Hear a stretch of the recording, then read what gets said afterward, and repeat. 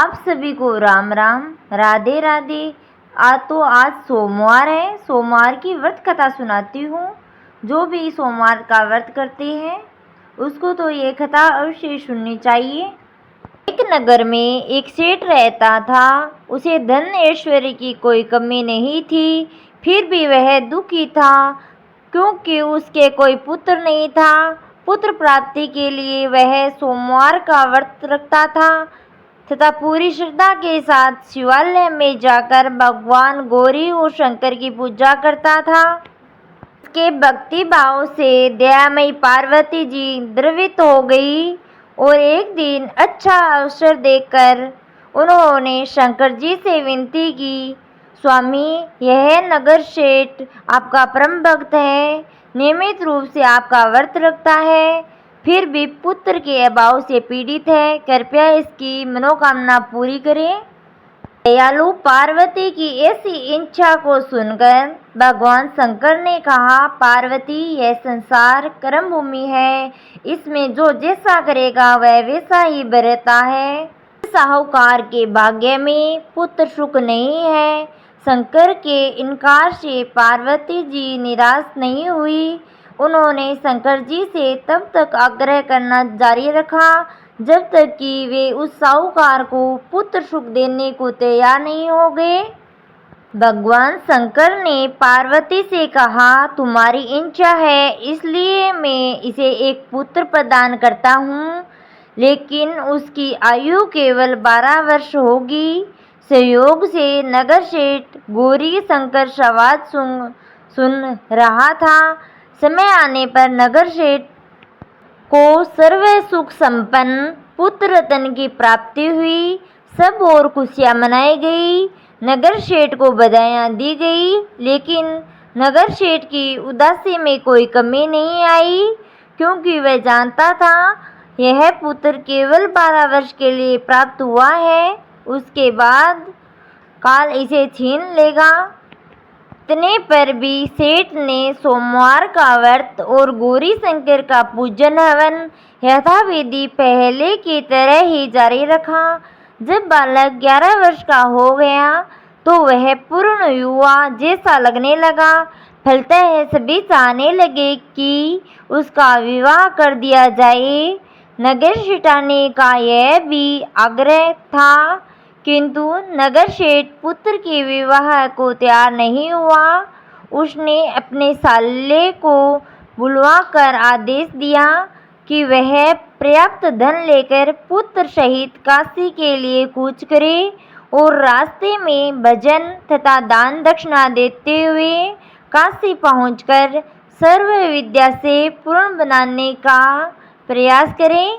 अम्मा बांजे काशी के लिए रवाना हुए। हर पड़ाव पर वे यज्ञ करते, ब्राह्मणों को भोजन करवाते और दान दक्षिणा देकर दीनहीनों को संतुष्ट करते। इसी प्रकार वे काशी की ओर बढ़ रहे थे कि एक नगर में उनका पड़ाव पड़ा था और उस दिन उस नगर के राजा की कन्या का विवाह था। बारात आ चुकी थी, किंतु वर पक्ष वाले भयभीत थे, क्योंकि उनका वर एक आंख से कान्हा था। उन्हें एक सुंदर विवेक की आवश्यकता थी। गुप्तचरों से राजा को एक सेठ के पुत्र रूप गुण की चर्चा का पता चला, तो उन्होंने विवाह के पूरा होने तक लड़का यदि दूल्हा बना रहेगा तो वे उन दोनों को बहुत धन देंगे और उनका एहसान भी मानेंगे। नगर सेठ का लड़का इस बात के लिए राजी हो गया। कन्या पक्ष के लोगों ने राजा की पुत्री के भाग्य की बहुत सराहना की कि उसने इतना सुंदर वर मिला है। जब सेठ का पुत्र विदा होने लगा तो उसने राजा की पुत्री की चुनरी पर लिख दिया कि तुम्हारा विवाह मेरे साथ हुआ है। मैं राजा का लड़का न होकर नगर सेठ का लड़का हूँ और विद्या अध्ययन के लिए काशी जा रहा हूँ। राजा का लड़का तो कान्हा है। राजा की लड़की ने अपनी चुनरी पर कुछ लिखा हुआ देखा तो उसे पढ़ा। और विदाई के समय कान ने लड़के के साथ जाने से इनकार कर दिया। फलतः राजा की बारात खाली हाथ लौट गई।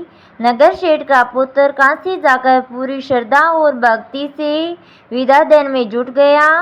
उसके मामा ने यज्ञ और दान पुण्य का काम जारी रखा। जिस दिन लड़का पूरे 12 वर्ष का हो गया, उस दिन भी और दिनों की तरह यज्ञादि हो रहे थे। तभी उसकी तबीयत खराब हुई। वह भवन के अंदर ही कमरे में जाकर लेट गया। थोड़ी देर में मामा पूजन करने को उसे लेने आया तो उसे मरा देखा तो उसे अत्यंत दुख हुआ और वह बेहोश हो गया।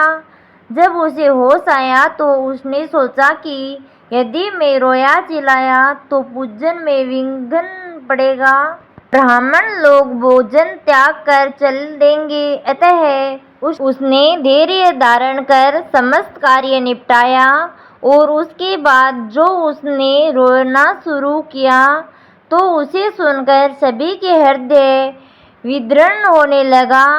सौभाग्य से उसी समय उसी रास्ते में गौरी शंकर जी जा रहे थे। गौरी के कानों में यह करुण क्रंदन पहुंचा तो उसका वात्सल्य से पूर्ण हृदय करुणा से भर गया। सही स्थिति का ज्ञान होने पर उन्होंने शंकर भगवान से आग्रह किया कि वे बालक को पुनः जीवन प्रदान कर देंगे। शंकर भगवान को पार्वती जी की प्रार्थना स्वीकार करनी पड़ी। नगर शेठ का इकलौता लाल पुनः जीवित हो गया। शिक्षा समाप्त हो चुकी थी। मामा भांजे दोनों वापिस अपने नगर के लिए रवाना हुए। रास्ते में पहले की तरह दान दक्षिणा देते उसी नगर में पहुँचे जहाँ राजा की कन्या के साथ लड़के का विवाह हुआ था। तो ससुर ने लड़के को पहचान लिया। अत्यंत आदर सत्कार के साथ उसे महल में ले गया। सुमुहूर्त निकाल कर कन्या और राजा माता को पूर्ण दहेज के साथ विदा किया।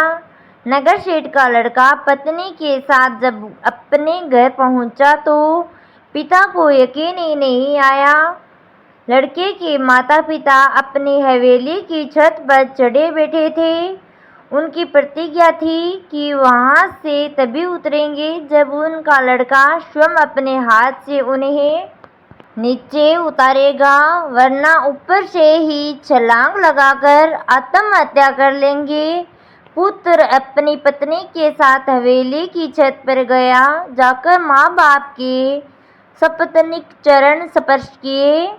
पुत्र और पुत्र वधू को देखकर नगर शेठ और शेठानी को अत्यंत हर्ष हुआ। सबने मिलकर उत्सव मनाया। सोमवार व्रत कथा आपको कैसी लगी? अच्छी लगी हो तो लाइक से सब्सक्राइब जरूर करें। बोलो हर हर महादेव की जय हो।